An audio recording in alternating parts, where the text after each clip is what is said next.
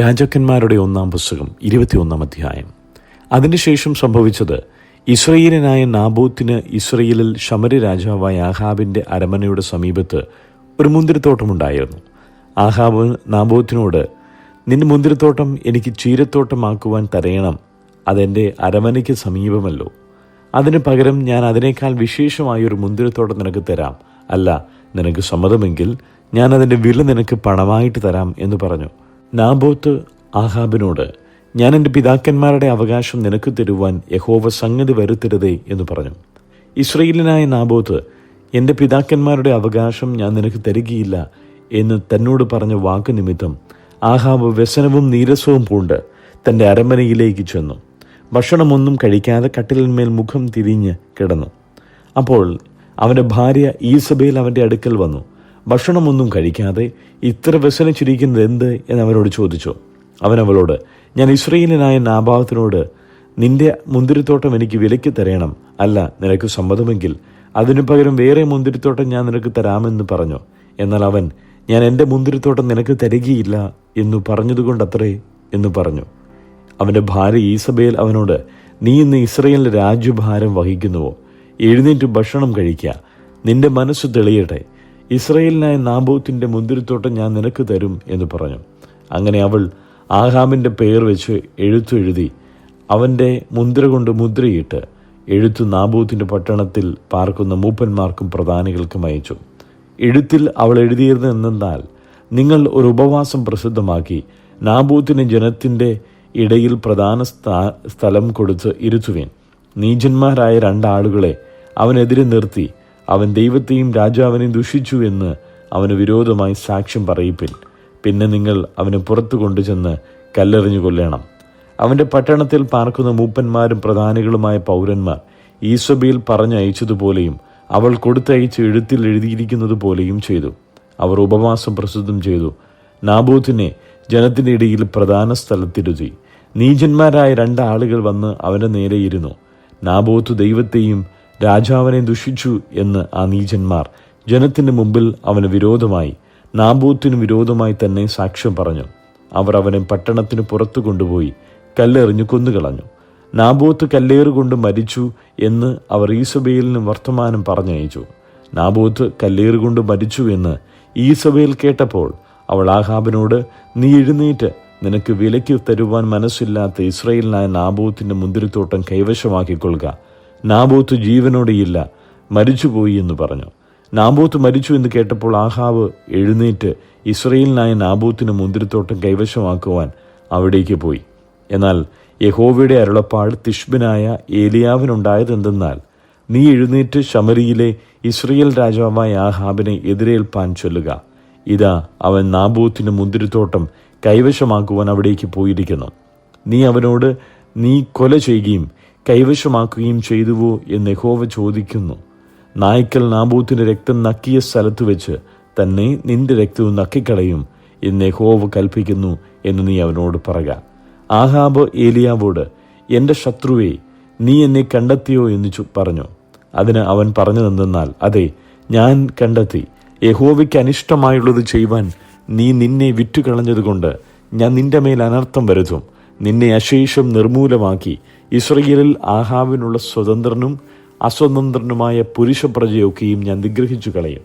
നീ എന്നെ കോപിപ്പിക്കുകയും ഇസ്രായേലിനെ കൊണ്ട് പാപം ചെയ്യിക്കുകയും ചെയ്തതുകൊണ്ട് ഞാൻ നിന്റെ ഗൃഹത്തെ നെബാത്തിൻ്റെ മകനായ യൊരോബെയാമിൻ്റെ ഗൃഹത്തെ പോലെയും അഹിയാവിൻ്റെ മകനായ ബയശയുടെ ഗൃഹത്തെ പോലെയും ആക്കും. ഈസബേലിനെ കുറിച്ച് യഹോവ അരുളി ചെയ്തത്, നായ്ക്കൾ ഈസബേലിനെ ഇസ്രായേലിലെ മതിലിനരികെ വെച്ച് തിന്നുകളയും. ആഹാബിൻ്റെ സന്തതിയിൽ പട്ടണത്തിൽ വെച്ച് മരിക്കുന്നവനെ നായ്ക്കൾ തിന്നും, വയലിൽ വെച്ച് മരിക്കുന്നവനെ ആകാശത്തിലെ പക്ഷികൾ തിന്നും. എന്നാൽ യഹോവയ്ക്ക് അനിഷ്ടമായുള്ളത് ചെയ്യുവാൻ തന്നെത്താൻ വിറ്റുകളഞ്ഞ ആഹാബിനെ പോലെ ആരുമുണ്ടായിട്ടില്ല. അവൻ്റെ ഭാര്യ ഈസബേൽ അവനെ അതിനായി ഉത്സാഹിപ്പിച്ചിരുന്നു. യഹോവ ഇസ്രായേൽ മക്കളുടെ മുമ്പിൽ നിന്ന് നീക്കിക്കളഞ്ഞ അമോര്യർ ചെയ്തതുപോലെയൊക്കെയും അവൻ വിഗ്രഹങ്ങളെ ചെന്ന് സേവിച്ച് മഹാമ്ലേച്ഛത പ്രവർത്തിച്ചു.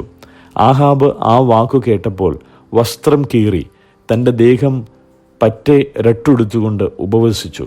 രട്ടിൽ തന്നെ കിടക്കുകയും സമാധാനമായി നടക്കുകയും ചെയ്തു. അപ്പോൾ യഹോവയുടെ അരുളപ്പാട് തിശ്ബനായ ഏലിയാവിന് ഉണ്ടായി. ആഹാബ് എൻ്റെ മുമ്പാകെ തന്നെത്താൻ താഴ്ത്തിയത് കണ്ടുവോ? അവൻ എൻ്റെ മുമ്പാകെ തന്നെത്താൻ താഴ്ത്തിയത് കൊണ്ട് ഞാൻ അവൻ്റെ ജീവകാലത്ത് അനർത്ഥം വരുത്താതെ അവൻ്റെ മകൻ്റെ കാലത്ത് അവൻ്റെ ഗ്രഹത്തിന് അനർത്ഥം വരുത്തും എന്ന് കൽപ്പിച്ചു. രാജാക്കന്മാരുടെ 1 പുസ്തകം 22 അധ്യായം. അരാമും ഇസ്രയേലും 3 സംവത്സരം തമ്മിൽ യുദ്ധം കൂടാതെ പാർത്തു. 3-ാം ആണ്ടിലോ യഹൂദ രാജാവായ യഹോശാഫാത്ത് ഇസ്രയേലിലെ രാജാവിൻ്റെ അടുക്കൽ ചെന്നു. ഇസ്രയേൽ രാജാവ് തൻ്റെ ഭൃത്യന്മാരോട്, ഗിലെയാദിലെ രാമോത്ത് നമുക്കുള്ളതെന്ന് നിങ്ങൾ അറിയുന്നുവോ? നാം അതിനെ അരാം രാജാവിൻ്റെ കയ്യിൽ നിന്ന് പിടിക്കാതെ അടങ്ങിയിരിക്കുന്നുവല്ലോ എന്ന് പറഞ്ഞു. അവൻ യഹോശാഫാത്തിനോട്, നീ എന്നോടുകൂടെ ഗിലെയാദിലെ രാമോത്തിൽ യുദ്ധത്തിന് പോരുമോ എന്ന് ചോദിച്ചു. അതിന് യഹോശാഫാത്ത് ഇസ്രയേൽ രാജാവിനോട്, ഞാനും നീയും എൻ്റെ ജനവും നിന്റെ ജനവും എൻ്റെ കുതിരകളും നിന്റെ കുതിരകളും ഒരുപോലെയല്ലോ എന്ന് പറഞ്ഞു. എന്നാൽ യഹോശാഫാത്ത് ഇസ്രയേൽ രാജാവിനോട്, ഇന്ന് യഹോവയുടെ അരുളപ്പാട് ചോദിച്ചാലും എന്ന് പറഞ്ഞു. അങ്ങനെ ഇസ്രയേൽ രാജാവ് ഏകദേശം 400 പ്രവാചകന്മാരെ കൂട്ടിവരുത്തി അവരോട്, ഞാൻ ഗിലെയാദിലെ രാമോത്തിലേക്ക് യുദ്ധത്തിന് പോകുകയോ പോകാതിരിക്കുകയോ എന്തു വേണ്ടു എന്ന് ചോദിച്ചു. അതിനവർ, പുറപ്പെടുക, കർത്താവ് അത് രാജാവിൻ്റെ കയ്യിൽ ഏൽപ്പിക്കും എന്ന് പറഞ്ഞു. എന്നാൽ യഹോശാഫാത്ത്, നാം അരുളപ്പാട് ചോദിക്കേണ്ടതിന് യഹോവയുടെ പ്രവാചകനായി ഇവിടെ ഇനി ആരും ഇല്ലയോ എന്ന് ചോദിച്ചു. അതിന് ഇസ്രയേൽ രാജാവ് യഹോശാഫാത്തിനോട്, നാം യഹോവയുടെ അരുളപ്പാട് ചോദിപ്പാൻ തക്കവണ്ണം ഇനി ഇമ്ലയുടെ മകനായ മീഖായാവ് എന്നൊരുത്തനുണ്ട്. എന്നാൽ അവൻ എന്നെക്കുറിച്ച് ഗുണമല്ല ദോഷം തന്നെ പ്രവചിക്കുന്നത് കൊണ്ട് എനിക്ക് അവനോട് ഇഷ്ടമില്ല എന്ന് പറഞ്ഞു. രാജാവ് അങ്ങനെ പറയരുത് എന്ന് യഹോശാഫാത്ത് പറഞ്ഞു. അങ്ങനെ ഇസ്രായേൽ രാജാവ് ഒരു ഷണ്ഡനെ വിളിച്ചു. ഇമ്ലയുടെ മകനായ മീഖായാവെ വേഗത്തിൽ കൂട്ടിക്കൊണ്ടുവരുവാൻ കൽപ്പിച്ചു. ഇസ്രായേൽ രാജാവും യഹൂദ രാജാവായ യഹോശാഫാത്തും രാജവസ്ത്രം ധരിച്ച് ശമരിയുടെ പടിവാതിൽ പ്രവേശനത്തിങ്കൽ ഒരു വിശാല സ്ഥലത്ത് സിംഹാസനത്തിലിരുന്നു. പ്രവാചകന്മാരൊക്കെയും അവരുടെ സന്നദ്ധിയിൽ പ്രവചിച്ചു കൊണ്ടിരുന്നു. കെനയനയുടെ മകനായ സിദക്കിയാവ് തനിക്ക് ഇരുമ്പ് കൊണ്ടുണ്ടാക്കിയ ഇവ കൊണ്ട് നീ അരാമ്യരെ അവർ ഒടുങ്ങും വരെ കുത്തിക്കളയും എന്നിങ്ങനെ യഹോവ അരുളി ചെയ്യുന്നു എന്ന് പറഞ്ഞു. പ്രവാചകന്മാരൊക്കെയും അങ്ങനെ തന്നെ പ്രവചിച്ചു. ഗിലെയാദിലെ രാമോത്തിലേക്ക് പുറപ്പെടുക, നീ കൃതാർത്ഥനാകും, യഹോവ അത് രാജാവിൻ്റെ കയ്യിൽ ഏൽപ്പിക്കും എന്ന് പറഞ്ഞു. മീഖയാവെ വിളിപ്പാൻ പോയ ദൂതൻ അവനോട്, നോക്കൂ, പ്രവാചകന്മാരുടെ വാക്കുകൾ ഒരുപോലെ രാജാവിന് ഗുണമായിരിക്കുന്നു. നിന്റെ വാക്കും അവരിൽ ഒരുത്തൻ്റേതുപോലെ ഇരിക്കണം, നീയും ഗുണമായി പറയണമേ എന്ന് പറഞ്ഞു. അതിന് മീഖായാവ്, യഹോവയാണ്, യഹോവ എന്നോട് അരുളി ചെയ്തത് തന്നെ ഞാൻ പ്രസ്താവിക്കും എന്ന് പറഞ്ഞു. അവൻ രാജാവിൻ്റെ അടുക്കൽ വന്നപ്പോൾ രാജാവ് അവനോട്, മീഖായാവേ, ഞങ്ങൾ ഗിലെയാദിലെ രാമോത്തിലേക്ക് യുദ്ധത്തിന് പോകുകയോ പോകാതിരിക്കുകയോ എന്തു വേണ്ടു എന്ന് ചോദിച്ചു. അതിനവൻ, പുറപ്പെടുവിൻ, നിങ്ങൾ കൃതാർത്ഥനാകും, യഹോവ അത് രാജാവിൻ്റെ കയ്യിൽ ഏൽപ്പിക്കും എന്ന് പറഞ്ഞു. രാജാവിനോട്, നീ യഹോവയുടെ നാമത്തിൽ സത്യമല്ലാതെ യാതൊന്നും എന്നോട് പറയരുതെന്ന് എത്ര പ്രാവശ്യം ഞാൻ നിന്നോട് സത്യം ചെയ്തു പറയണം എന്ന് ചോദിച്ചു. അതിനവൻ, ഇടയനില്ലാത്ത ആടുകളെപ്പോലെ ഇസ്രായേലൊക്കെയും പർവ്വതങ്ങളിൽ ചിതറിയിരിക്കുന്നത് ഞാൻ കണ്ടു. അപ്പോൾ യഹോവ, ഇവർക്ക് നാഥനില്ല, അവർ ഓരോരുത്തൻ താൻ്റെ വീട്ടിലേക്ക് സമാധാനത്തോടെ മടങ്ങിപ്പോകട്ടെ എന്ന് കൽപ്പിച്ചു എന്ന് പറഞ്ഞു. അപ്പോൾ ഇസ്രായേൽ രാജാവ് യഹോശാഫാത്തിനോട്, ഇവൻ എന്നെക്കുറിച്ച് ദോഷമല്ലാതെ ഗുണം പ്രവചിക്കുകയില്ലെന്ന് ഞാൻ നിന്നോട് പറഞ്ഞില്ലയോ എന്ന് പറഞ്ഞു. അതിനവൻ പറഞ്ഞത്, എന്നാൽ നീ യഹോവയുടെ വചനം കേൾക്ക. യഹോവ തൻ്റെ സിംഹാസനത്തിൽ ഇരിക്കുന്നതും സ്വർഗത്തിലെ സൈന്യമൊക്കെയും അവൻ്റെ അടുക്കൽ വലത്തും ഇടത്തും നിൽക്കുന്നതും ഞാൻ കണ്ടു. ആഹാബ് ചെന്ന് ഗിലെയാദിലെ രാമോത്തിൽ വെച്ച് പട്ടുപോകത്തക്ക വണ്ണം അവനെ ആർ വശീകരിക്കുമെന്ന് യഹോവ ചോദിച്ചതിന് ഒരുത്തൻ ഇങ്ങനെയും ഒരുത്തൻ അങ്ങനെയും പറഞ്ഞു. എന്നാറേ ഒരാത്മാവ് മുമ്പോട്ട് വന്ന് യഹോവയുടെ സന്നദ്ധിയിൽ നിന്നു, ഞാൻ അവനെ വശീകരിക്കും എന്ന് പറഞ്ഞു. ഏതിനാലെന്ന് യഹോവ ചോദിച്ചതിന് അവൻ, ഞാൻ പുറപ്പെട്ട് അവൻ്റെ സകല പ്രവാചകന്മാരുടെയും വായിൽ ഭോഷ്കിന്റെ ആത്മാവായിരിക്കും എന്ന് പറഞ്ഞു. നീ അവന് വശീകരിക്കും, നിനക്ക് സാധിക്കും, നീ ചെന്നങ്ങനെ ചെയ്യുക എന്ന് കൽപ്പിച്ചു. ആകയാൽ ഇതാ, യഹോവ ഭോഷ്കിന്റെ ആത്മാവിനെ നിന്റെ ഈ സകല പ്രവാചകന്മാരുടെയും വായിൽ കൊടുത്തിരിക്കുന്നു. യഹോവ നിന്നെക്കുറിച്ച് അനർത്ഥം കൽപ്പിച്ചുമിരിക്കുന്നു എന്ന് പറഞ്ഞു. അപ്പോൾ കെനയനയുടെ മകനായ സിദക്കിയാവ് അടുത്തു ചെന്ന് മീഖയാവിൻ്റെ ചെകിട്ടത്ത് അടിച്ചു. നിന്നോട് അരുളി ചെയ്യുവാൻ യഹോവയുടെ ആത്മാവ് എന്നെ വിട്ട് ഏതു വഴിയായി കടന്നു വന്നു എന്ന് ചോദിച്ചു. അതിന് മീഖായാവ്, നീ ഒളിപ്പാനായിട്ട് അറ തേടി നടക്കുന്ന ദിവസത്തിൽ നീ കാണും എന്ന് പറഞ്ഞു. അപ്പോൾ ഇസ്രായേൽ രാജാവ് പറഞ്ഞത്, മീഖായാവെ പിടിച്ച് നഗരാധിപതിയായ ആമോന്റെയും രാജകുമാരനായ യോവാശിൻ്റെയും അടുക്കൽ കൊണ്ടുചെന്ന് ഇവനെ കാരാഗൃഹത്തിലാക്കി ഞാൻ സമാധാനത്തോടെ വരുവോളം ഞെരുക്കത്തിൻ്റെ അപ്പവും ഞെരുക്കത്തിൻ്റെ വെള്ളവും കൊടുത്ത് പോഷിപ്പിക്കേണ്ടതിന് രാജാവ് കൽപ്പിക്കുന്നു എന്നവരോട് പറയുക. അതിന് മീഖായാവ്, നീ സമാധാനത്തോടെ മടങ്ങി വരുന്നുണ്ടെങ്കിൽ യഹോവ എന്നെക്കൊണ്ട് അരുളി ചെയ്തിട്ടില്ല എന്ന് പറഞ്ഞു. സകല ജാതികളുമായുള്ളവരെ കേട്ടുകൊള്ളുവിൻ എന്നും അവൻ പറഞ്ഞു.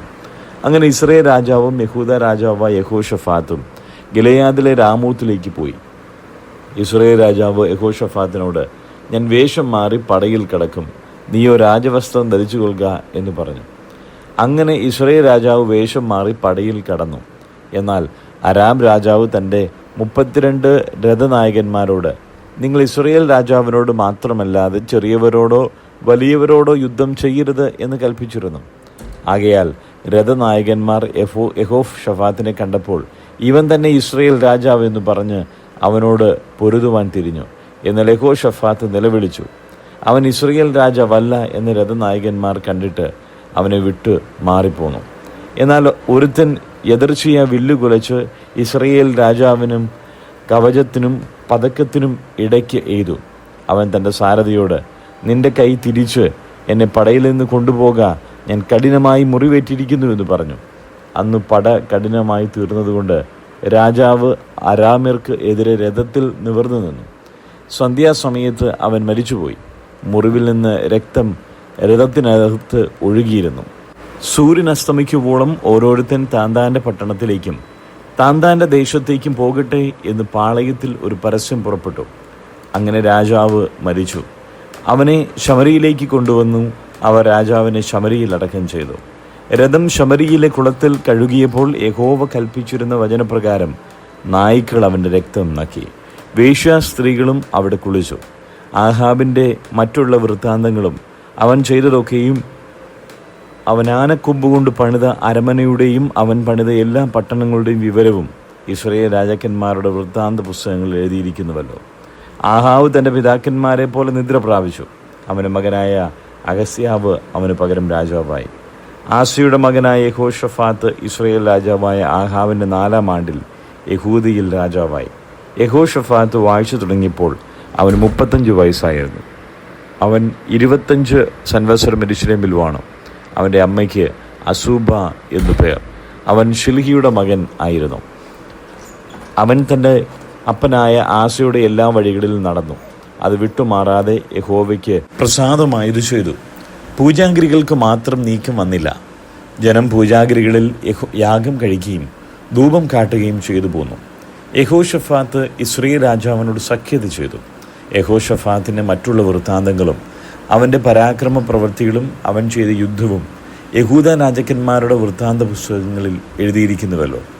തൻ്റെ അപ്പനായ ആസയുടെ കാലത്ത് ശേഷിച്ചിരുന്ന പുരുഷ മൈഥുനക്കാരെ അവൻ ദേശത്തു നിന്നും നീക്കിക്കളഞ്ഞു. ആ കാലത്ത് ഏദോമിൽ രാജാവില്ലായകൊണ്ട് ഒരു ദേശാധിപതി രാജസ്ഥാനം വഹിച്ചു. ഓഹീരിൽ പൊന്നിന് പോകേണ്ടതിന് യഹോഷഫാത്ത് തർഷീഷ് കപ്പലുകളെ ഉണ്ടാക്കി. എന്നാൽ കപ്പലുകൾ എസ്രോൺ ഗേബറിൽ വെച്ച് ഉടഞ്ഞു പോയതുകൊണ്ട് അവയ്ക്ക് പോകുവാൻ കഴിഞ്ഞില്ല. അന്നേരം ആഹാബിൻ്റെ മകനായ അഹസ്യാവ് യഹോഷഫാത്തിനോട്, എൻ്റെ ദാസന്മാർ നിന്റെ ദാസന്മാരോടുകൂടെ കപ്പലുകളിൽ പോരട്ടെ എന്ന് പറഞ്ഞു. എന്നാൽ യഹോഷഫാത്തിന് മനസ്സില്ലായിരുന്നു. യഹോഷഫാത്ത് തൻ്റെ പിതാക്കന്മാരെ പോലെ നിദ്ര പ്രാപിച്ചു. അവൻ്റെ പിതാവായ ദാവീദിൻ്റെ നഗരത്തിൽ അവൻ്റെ പിതാക്കന്മാരോട് കൂടെ അവനെ അടക്കം ചെയ്തു. അവൻ്റെ മകനായ യഹോരാം അവന് പകരം രാജാവായി. ആഹാബിൻ്റെ മകനായ അഗസ്യാവ് യഹൂദ രാജാവായ യഹോഷഫാത്തിൻ്റെ 17-ാം ആണ്ടിൽ ശമരിയിൽ ഇസ്രായേലിന് രാജാവായി. ഇസ്രായേലിൽ 2 സംവത്സരം വാണു. അവൻ തൻ്റെ അപ്പൻ്റെ വഴിയിലും അമ്മയുടെ വഴിയിലും ഇസ്രായേലിനെ കൊണ്ട് പാപം ചെയ്യിച്ച നെബാത്തിൻ്റെ മകനായ യെരോബെയാമിൻ്റെ വഴിയിലും നടന്ന് യഹോവയ്ക്ക് അനിഷ്ടമായുള്ളത് ചെയ്തു. അവൻ ബാലിനെ സേവിച്ചു, നമസ്കരിച്ചു. തൻ്റെ അപ്പൻ ചെയ്തതുപോലെയൊക്കെയും ഇസ്രായേലിൻ്റെ ദൈവമായ യഹോവയെ കോപിപ്പിച്ചു.